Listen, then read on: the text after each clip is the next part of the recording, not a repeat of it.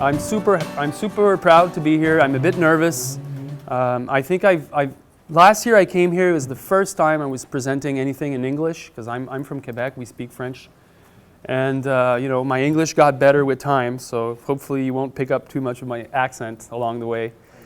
And Burlington is my favorite, town in the world, like by far. Like I love Burlington, and I love the farming community. I love the vibe. You guys are so on it. So you guys have like the drive.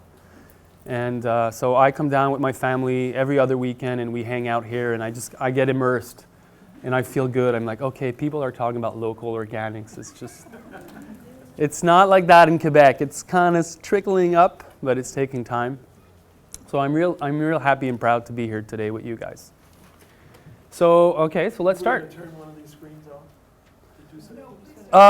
We can leave it on, but I'm going to point to that screen and work that way, because it's kind of confusing for me when there's two screens.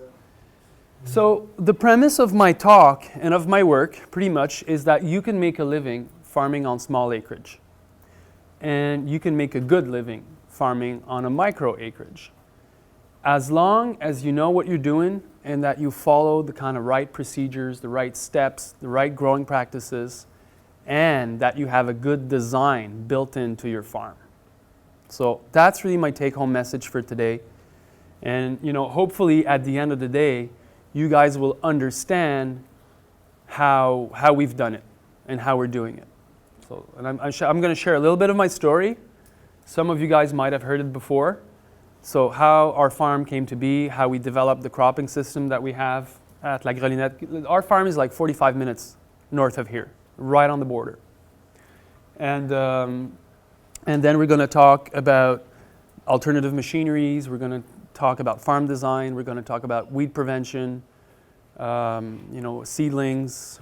We're going to go through the whole kind of like all of the management practices on my farm. And the goal for you guys is to understand why we do works, and hopefully you can get something out of it for your own farm. All right?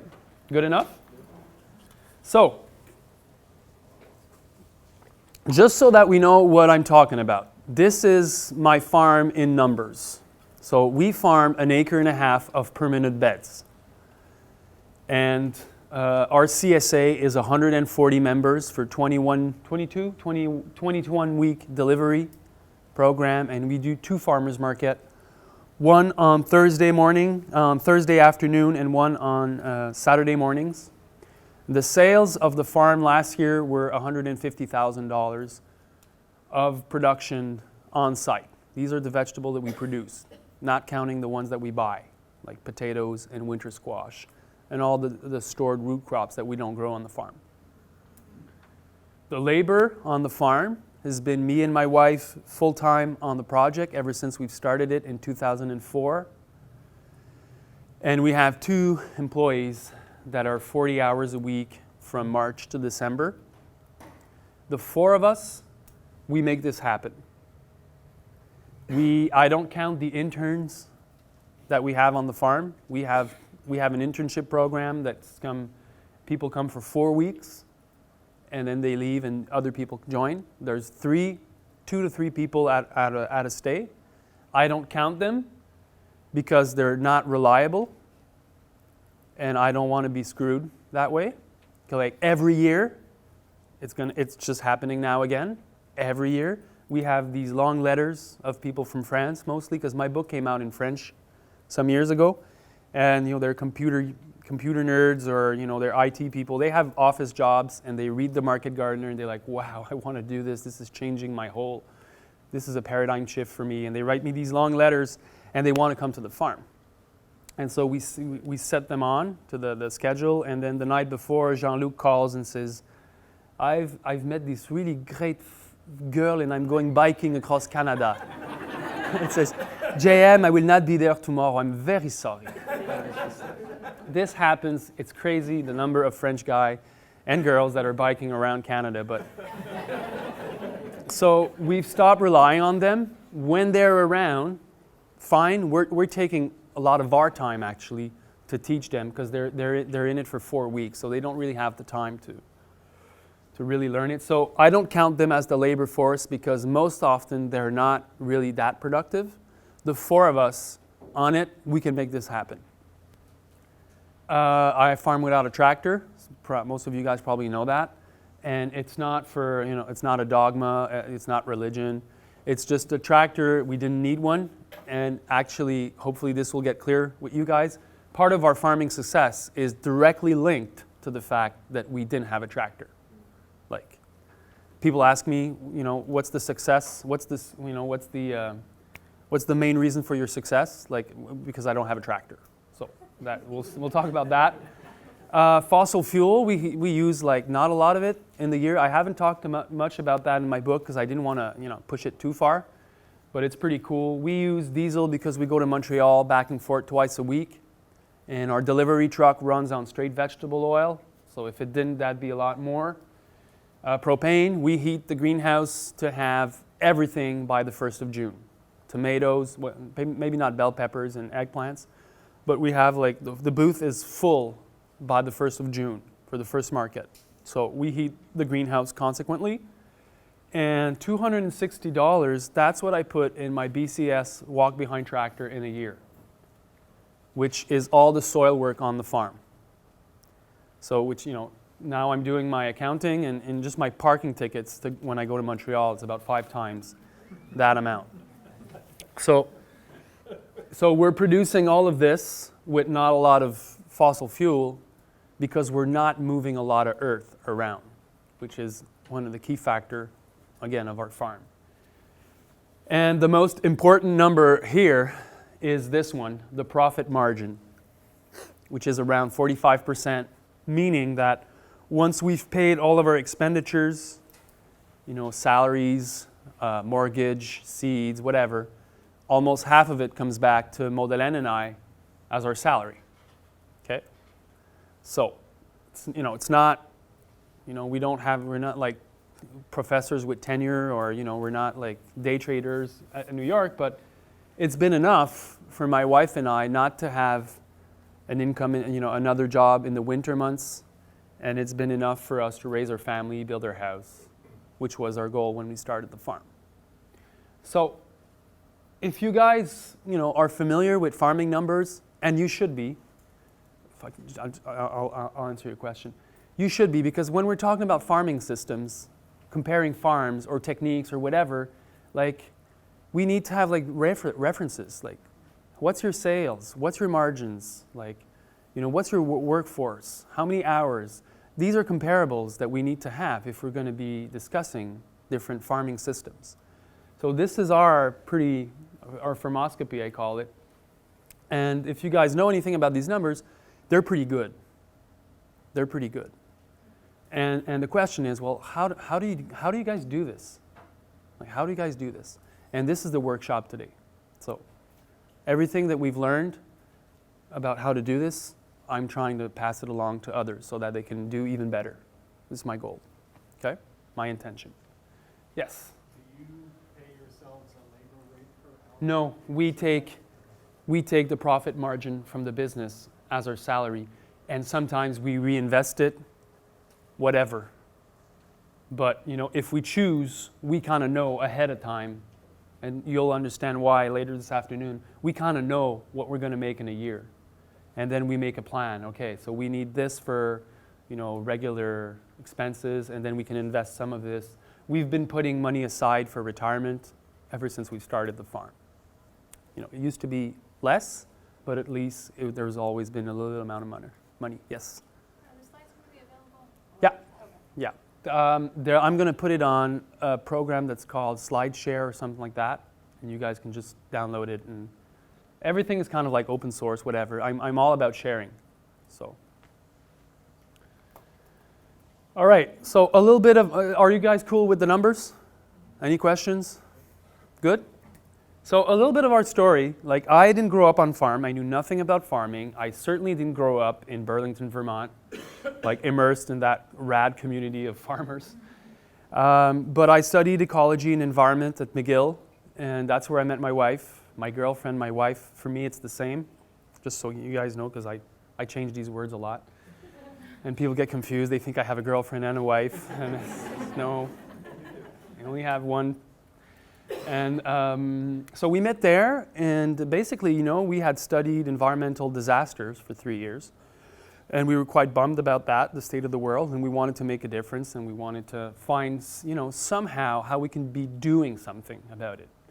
And so we didn't know what that was. We traveled, we went to Mexico, we worked on coffee farms, we looked at fair trade. Is that working? What's the result? And we got interested in working the land. And then we went to Norton, New Mexico, and that's where we started to wolf on a small organic farm. And the grower there was from Quebec. His name was Richard, and he was super happy to speak French with us, and he would share a lot. And he was in the Santa Fe community around the farmers market, which is like a really big farmers market, about 40 growers around that area. And it was a really, really positive and cool place to be in. And that was my first immersion in what farming, was. And Richard was a good grower. He would be in a beautiful area. He would grow beautiful stuff. He would bring it to market. People would line up to buy his salad. He was the salad king, they would call him. People would thank him for his work. And I would do the cash register, and I was seeing how much cash he was ranking in, and I was like, fuck, man, this is a lot of money. He would make like $3,000 in half a day. And for me back then, I was like 21. I was like, man, you make $3,000 in half a day? I make that in the whole summer. And so I was visiting him. I was discovering this lifestyle. I was thinking he's making a lot of money. So that was like my first impression. Farmers make a lot of money. And it was just a beautiful setup. And Richard would leave and go travel in the winters. He would go hang out in Mexico for a couple of months. And I was like, man, this is a perfect setup. So that's how I got interested in farming, for the lifestyle and because I thought it was cool.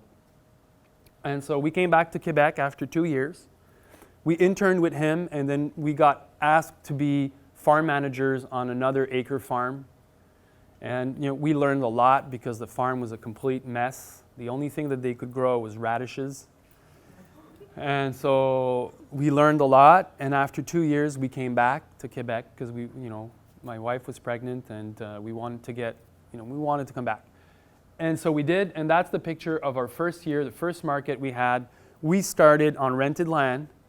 We were farming with hand tools, small Troy-built rototiller. We had a fifth of an acre into a garden. We had a greenhouse. We had 30-member CSA that was presented to us as there was one CSA guy that was stopping. We took over his clients, and we started a small farmers market like that. And that was really the start of our farm. I remember Maudelaine, Maudelaine is my partner in this project, so everything I'm presenting here, she's like here in spirit, but she's actually with the kids and farming and doing all the things that I'm not doing because I'm here. But so she salutes you. But she was like super good at putting the seeds in the ground. So we would put seeds by hand, and she was fast at that. Just to tell you that, we're coming from a long way. We've come a long way. And we rented land. We lived in a teepee for 2 years. And it was great. It was very romantic. I was very idealistic back then. I kind of still am, but on a different degree now. But I had seen a young couple in New Mexico with their kids farming, living in a teepee. And I thought, man, this is great. And I hadn't really made the connection between New Mexico and our kind of climate. There's a big difference. I strongly recommend you go with a yurt or something that doesn't lose all your heat. So it's awesome. But that was a great experience for us because we made a lot of mistakes on that rented land. The first most obvious mistake that we did is that we chose that site for all the wrong reasons. It had a Norton slope, heavy clay, but it had an amazing view of Pinnacle Mountain.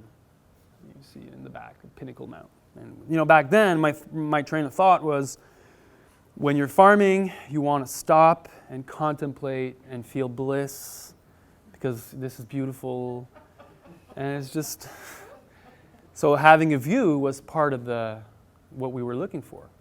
And there was a stream. It was just like, so now I understand that you want to not stop, and you have to work and really be efficient and productive, and then you can take your car and go to the point of view and have a beer and look at the sunset after your day is done. But we did all the mistakes, a lot of mistakes we did there. And the other thing that was great is that, it didn't cost us anything to get started. We were on rented land. These guys were offering, us to be there for free. And it just didn't cost us a lot of money to get started. And so that was really positive for us. The other thing that was really positive, we took these from the garbage. It was just like starting from nothing, and it was great. I remember this as having the time of my life in the teepee. After 2 years, there was mold everywhere. That wasn't as good, but the first year, that was good enough. So that's a picture of young me and young Maud-Hélène. It still look pretty much like that. So one great thing about that time is that obviously we didn't stay in the teepee in the winter. Like a day like today would be like, my God, I would be dead. So we would travel. And the first trip that we made was to Cuba. And that was an important cornerstone of our project, because that was the first time I was visiting a cropping system without tractors. And that came about because I had studied at McGill that when the Soviet Union fell apart, the Cuban government didn't have any fossil fuel inputs on the island. There was an embargo. I don't know if you've heard about that. It's pretty crazy stuff. But these guys didn't have any fossil fuel, so all of the tractors couldn't work. They didn't have tractor parts for these old Russian tractors. All of the fertilizers, pesticides, herbicides, fungicides, they're all petroleum-based. They didn't have access to them anymore. So they had to reinvent their whole agriculture for it to be 100% organic. A pretty cool experiment that went on for 10 years in Cuba. And with vegetable production, what they came up with was these organoponicos, which were raised beds with cement slabs around them of densely planted crops. And you would see the acres and acres and acres and acres of these permanent raised beds. You would see them in the city, you would see them in the countryside, they were everywhere. And that's how they were growing vegetables. And the growers, they were gardeners. They were there, they were farming with their hands, and and that for us was like, wow, it's like what we were doing, but on a big scale. And that was very influential for us looking backward. We did another trip the year after. We went to southern France. And we went there because I was reading, at that point in time, I was reading a lot of the California books, Grow More That You Ever Think Possible on This Title That Never Ends, and High Yield Gardening, and all these books that talked about the French intensive techniques of productions. And so I wanted to go there and meet the growers and see how they were doing this. And we would visit many farms and talking about bio-intensive, and they would be like, what? Bio-intensive? That for them didn't compute at all. So they would show us these kind of farms, which was really intensive, but it wasn't organic. And a glass house like that costs like $1 million. But so we did visit a lot of glass house, because we were understanding already that if you're in a glass house, it's worth a lot of money, and you want to maximize your space and your yields. So that was interesting on that perspective. Really amazing. Like in France, you'll have these dudes that are like 70, and they're farming with their mother. They've been farming, for 4 or 5 generations, growing crops really professionally. And so it's interesting to go there. We learned a lot about tools and about working the soil in a very gentle way when we went to France, because these guys, it's not like us, they don't have the option of spreading out. They have smaller plots, and the neighbor is also developed. Everything is developed. So they need to be really wary about their soil and the quality of the soil. So they would, rototillers were a big no-no. And they showed us different tools about how to work the soil without really working it. So that was for us also important in our learning curve. In 2004, after 2 years on rented land, the place got sold, and that kind of forced us to find our own place. And we were in the eastern townships. Again, it's about 45 minutes up north from here. Beautiful area, no mosquitoes, no black flies. Pretty good climate. Just as good or perhaps even better than here, because we have also Lake Champlain and we have mountains. And there's nice grades in where we are. And so land is super expensive though, because there's a lot of lawyers and bankers and people with deep pockets that have second homes there. And we were like, oh, how's it going to happen for us? And we found that spot, which was a 10-acre plot. It had 7-acre woodlot and a 2.5-acre prairie, in the middle of which had this rabbit coop, which was a 40 by 100 building that used to be the house of tens of thousands of rabbits. And the price was reasonable, and there's a zoning law that protects farmland in Quebec, and it was a big struggle for us to be able to purchase this land and to build a house in it. And I'm saving you this story, but they finally said yes to our project, and that was the start of our reality. We bought this rabbit coop, thinking that it was a major upgrade on the teepee. It was like this. And it wasn't beautiful, it wasn't ideal. There wasn't a stream, there wasn't a view, but there was good grade, there was good soil, and we were an hour from Montreal, and we could afford it. And so we bought that, and that was the start of our story on the farm, which is we've had this small piece of land that we had to really optimize, because our goal when we bought the farm was to derive both of our salaries from the production of this farm and have enough income to pay mortgage for the land and the house that we were building inside the rabbit coop. So that was our intention when we started. And the land constraint, has been the driving factor of what we came up with. So constraints, I'm a big fan of constraints. Like, they're great. Like, as a parent also, I put constraints on my kids, and it helps them. It's like guidelines. So that was our constraint on the farm. Picture of the rabbit coop. We built a glass house on the south wall. We had worked in herb chic, so we built planters with cans, and we just transformed it into something that is quite lovely today. And I show that picture because I think there's a lot of these buildings out there, and it's a great idea to perhaps recycle them and use them for another purpose. Instead of building a new home or a new farmhouse, just try to integrate as much as you can in one building. They can do both. So the first thing that we did was take care of the land. So we bought in the fall.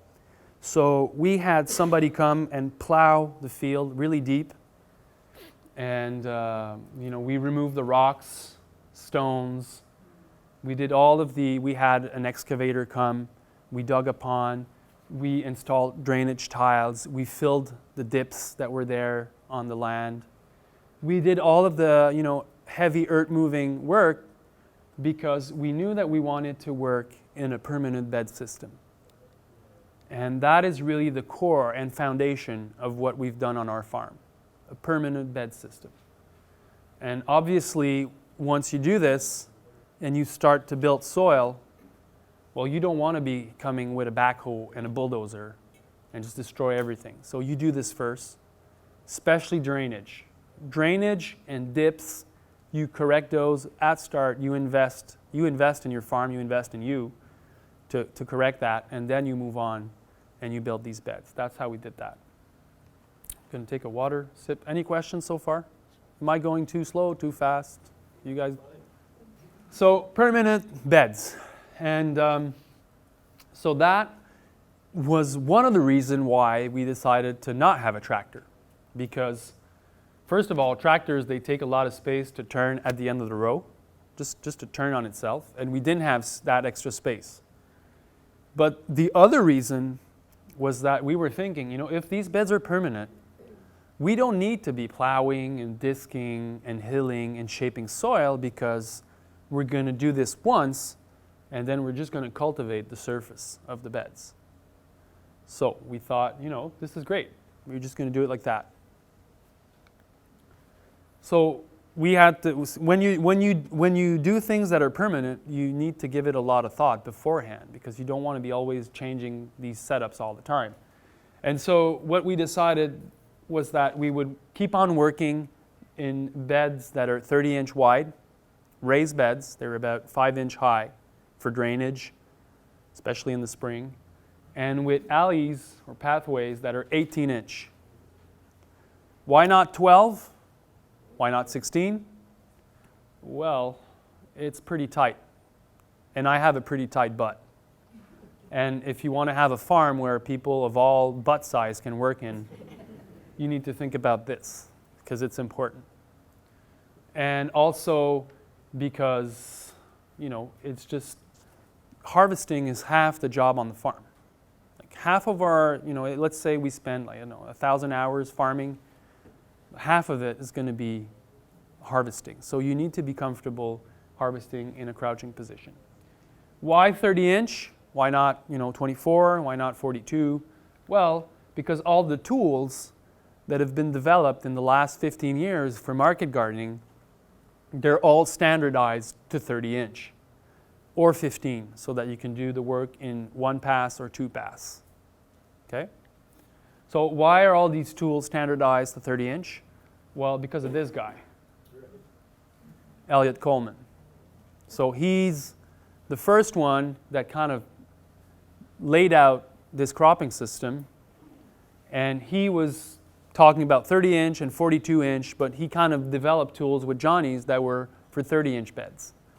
And so that's why we decided to take that same route. And if you guys are farming on permanent bed systems, you should also work with 30-inch, because that's the norm, that's the set standard now, and it's not going to change. One thing I've always liked from these beds is that you can hop over them really easily without stepping into them, which makes a difference. If you need to go around your beds to be able to circulate on the farm, you're losing a lot of time. So to be able to hop if you needs be, that's important. Also harvesting, like I said, harvesting is half of the work on the farm, and so it's half of your farming life is harvesting. Okay, I don't know if you understand how strong a statement that is. You might be harvesting, let's say you're farming for 30 years, you're going to spend 15 years harvesting. So you need to be sure that you're comfortable doing it. The way to harvest and to be able to keep stamina and to have a nice posture is to harvest in a crouching position. If you go to Asia, that's how they do it, because they know. And so what's great about a 30-inch bed is that you can harvest in the middle of the bed without hyperextending your back. Okay? You're not putting a constraint on your back. And at the end of the day, that makes a difference. At the end of the year, that makes a difference. I know a lot of people now, they don't think about these things, and they have different solutions. They'll do yoga in the morning and yoga in the night. Like I drink beer, and I prefer to have good posture all day and then kind of just chill out and relax.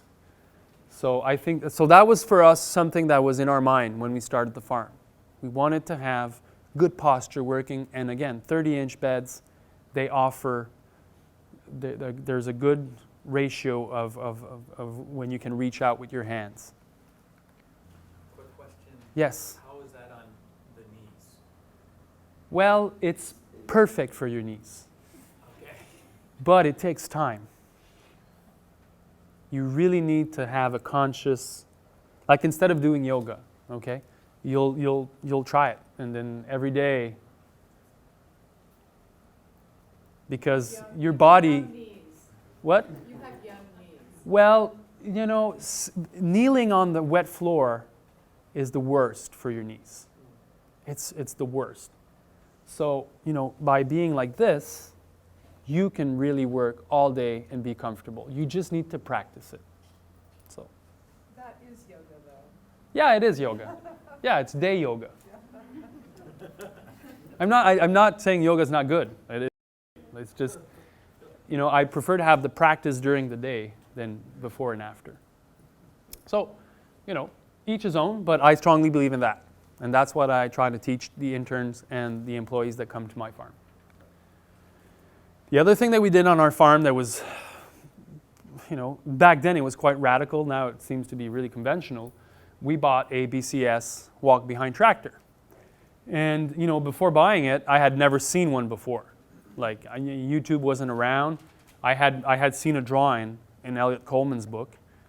And it was a big leap of faith to just think that machine would be what I needed. But it really was. And it really is the ultimate bed preparation machine for permanent beds. It's 30-inch wide.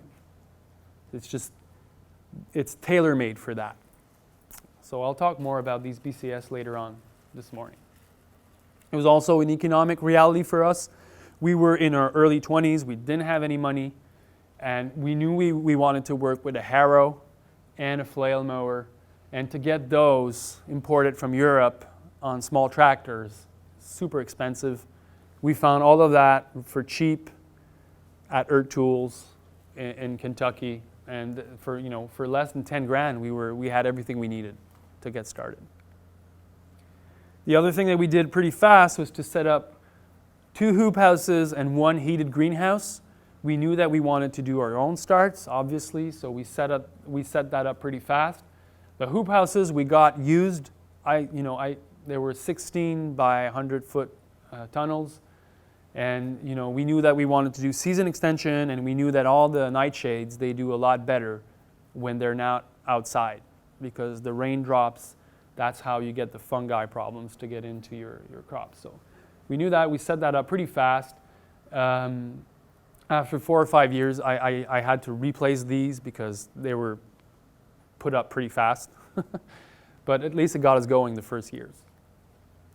So we standardize the width of our bed, but also the length. So all of our beds are 100 feet long. And that makes it so that all of our row covers, insect nets, irrigation line, drip irritation, they're all standardized to 100 feet, so you need less of them.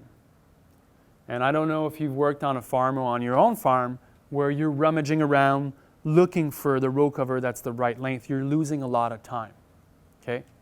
And if there's something that I've learned from all these years doing this is time is what we don't have on a farm, okay? You can have capital, you can get capital, you could get help, but you don't have time. So you need to manage your time really, really well. That's the only way you can have quality of life at the end of the day. So everything that we could do on our farm to streamline our operations, make it more effective, we've really focused on that because our objective was that at 5 o'clock we're stopping and we're spending times with our kids. Otherwise we just, our kids are going to grow up and we're not going to see them. Okay, so that was kind of a side thing, but so we standardized the length of our beds. And when we did that, what came out of it was that the bed became a unit of measure on the farm. So instead of looking at, numbers, 80 acres, 80 tons per acre, which doesn't tell me anything at all, it's 6 wheelbarrows per bed. And all of our beds are the same size. So you make all these calculations once, and then you can use them in charts and tables. We've calculated all of our production that way. We know how many lettuce heads are in a 100-foot bed, how many broccolis, whatever, and then we can calculate the yields a lot easier, and we can use the bed in the crop planting process, which I'll talk about later this afternoon. So that's a really, really great design that was built in the way we developed the farm. Standardizing the length of the beds. Yes? Does it matter what the standardized length is? No, it doesn't. They could be 30, they can be 40, they can be... What's important is that they're all the same size. And the other thing to keep in mind is that if they're 200 feet long, there's a consequence to that, which is you'll need to be 3 people to put row covers. So you need to think about that. So sometimes in a typical farm setup, tractor setup, you'll have really long rows because you don't want to be always turning and turning and turning. But when you do that, the consequence is that you need a lot of people to put the row covers or the insect nets. And so which might be okay if you have a crew, but if you don't, it might be problematic. But before we even dug the first beds, we took the winter to really plan out what we were about to do. And at that time, I was reading a lot of the permaculture books from Bill Mollison. I don't know if you've seen them. Like there's the Fat Volume 1 and the Fat Volume 2, like really big books. And they would show these maps of farms or production sites with zones. And you would have Zone 1, which would always be the vegetables. Zone 2 would be the orchard. Zone 3 would be the woodlot or the pasture. And the zonings were made according to how many times you would visit them in a day.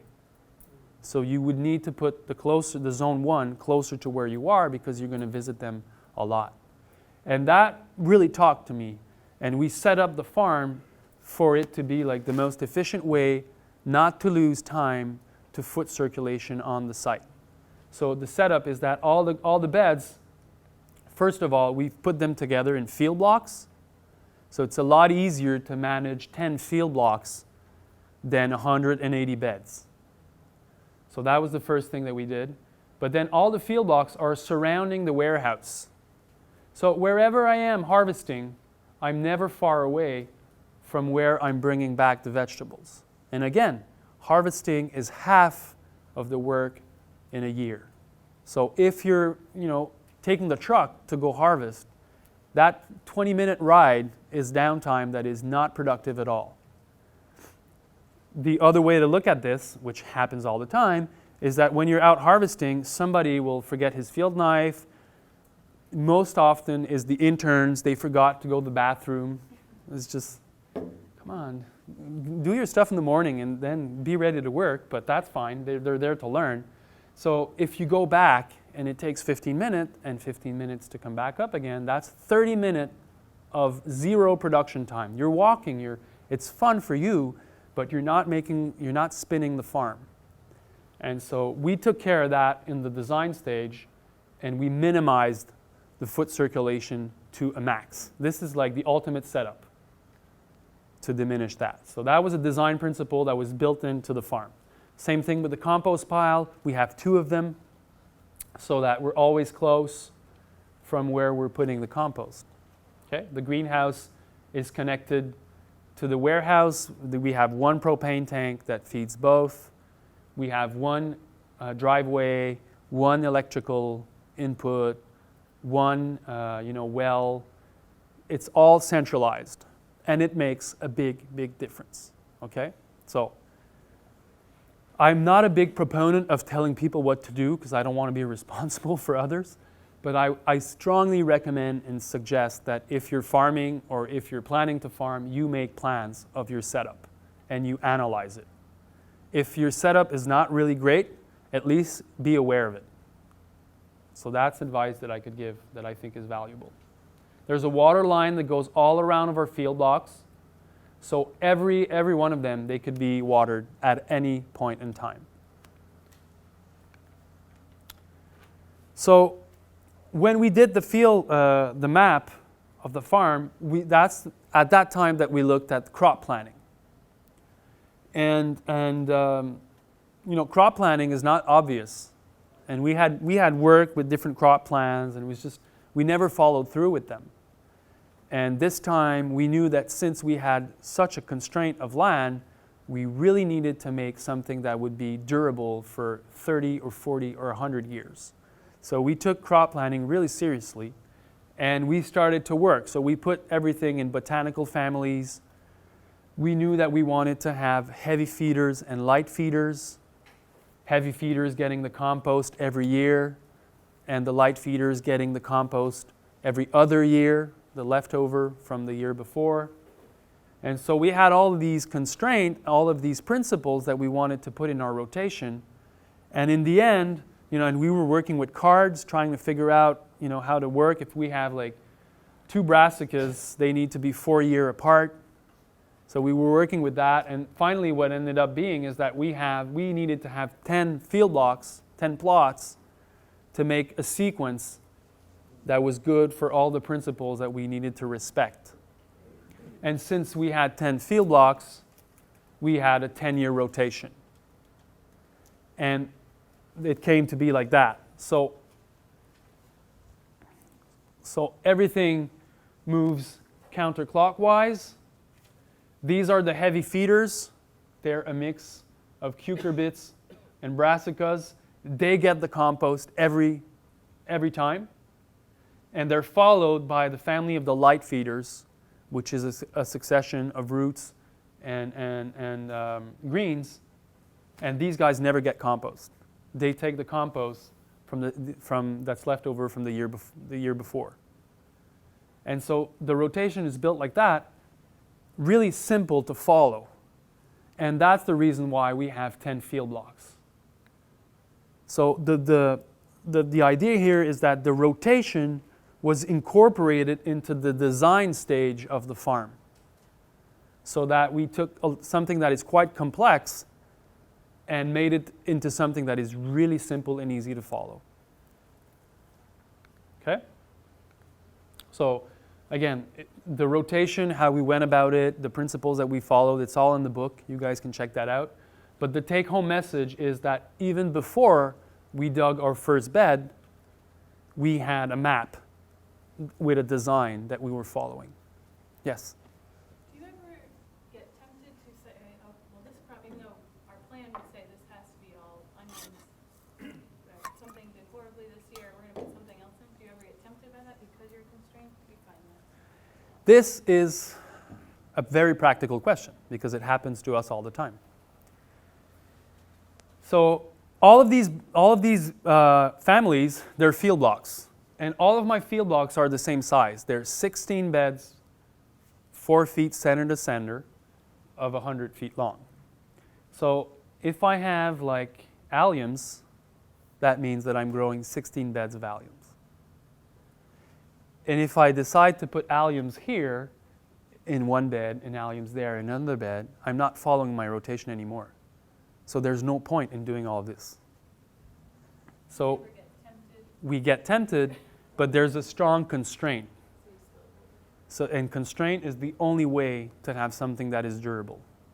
So when we do the crop planting this afternoon, you'll see how this is a big bummer.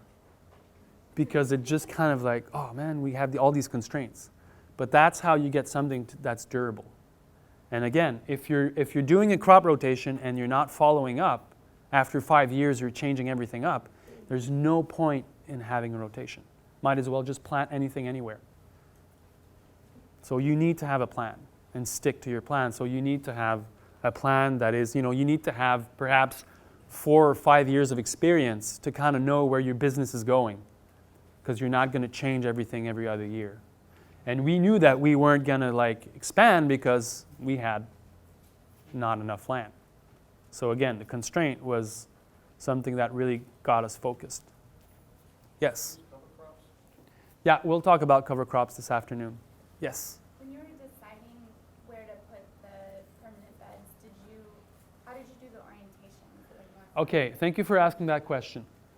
The beds, this is critical information, especially for newbies that are doing these things. The beds, the orientation is not east-west or north-south. It's with the slope for drainage. So these beds, they need to drain. The excess water needs to be channeled and funneled away from the growing area. And this is really important because in a permanent bed system and the way we farm, you're going to be building up soil over the years, like crazy. Like we went from 3% to 14% organic matter content in our beds, okay? So we've put a lot of money and time in building these beds. And since there's a depression, are we going to see that? If let's say if that would be the slope, if water trickles, then it's washing away your topsoil all the time. And if you have a flash flood, and we'll get a lot of these in the future, your soil can get washed out. So you need to make sure that all your beds are raised enough so that the excess water goes in the pathways and then it's funneled and channeled someplace else. So the link is on the slope. Yeah. So that slope goes down that Yeah, way. on that particular site, I have a slope that goes like this for up there, and I have another slope that goes that way. So I have like kind of two slopes, and here there's a ditch that channels the water, and then there's a ditch here that just brings everything down.